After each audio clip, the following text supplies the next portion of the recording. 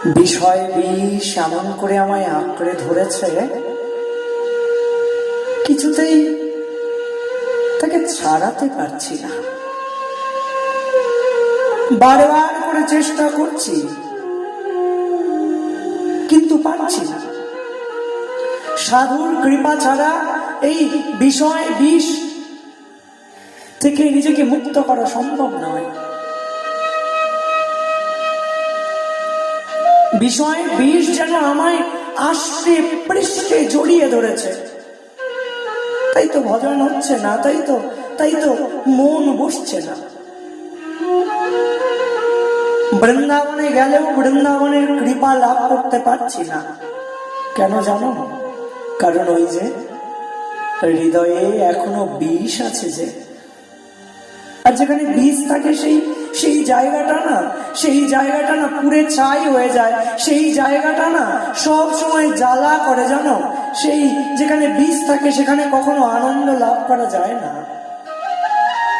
তাই আমার হৃদয়টা না বিষে ভর্তি, জানো। তাই তো বারবার করে সেই বিষকে ছাড়ানোর চেষ্টা করছি, কিন্তু পারছি না।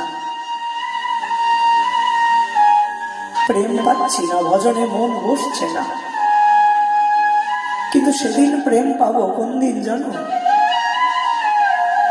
বিষয় ছাড়িয়া যবে শুদ্ধ হবে মন,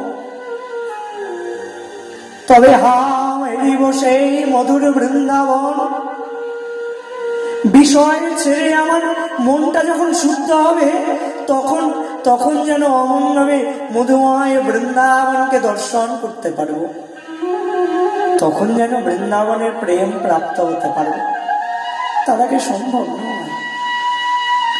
মায়া পিশাচি যেন গলায় ফাঁস লাগিয়ে দিয়েছে। হাবুডুবু খাচ্ছি বিষয় বিষে, কিছুতেই শান্তি পাচ্ছি না। বারবার করে বাঁচতে চাইছি, ছটফট করছি, কিন্তু বেরিয়ে আসতে পারছি না। তবে একজন বের করে আনতে পারেন এই বিষয় বিষ থেকে। সে কে জানো? সে হচ্ছে সদ্গুরুদেব। তিনি হচ্ছেন শিক্ষাগুরু পাদ পদ্ম বৈষ্ণব ঠাকুর। তিনি পারেন এই বিষয় বিষ থেকে আমায় উদ্ধার করতে। তিনি উদ্ধার করবার জন্য অমন করে অপেক্ষাও করছেন, কিন্তু দোষটা আসলে আমার। আমি এখনো অমন করে তার শ্রী চরণটা আঁকড়ে ধরি না, তাই তো কৃপা পাচ্ছি না। তাই এখনো সময় আছে।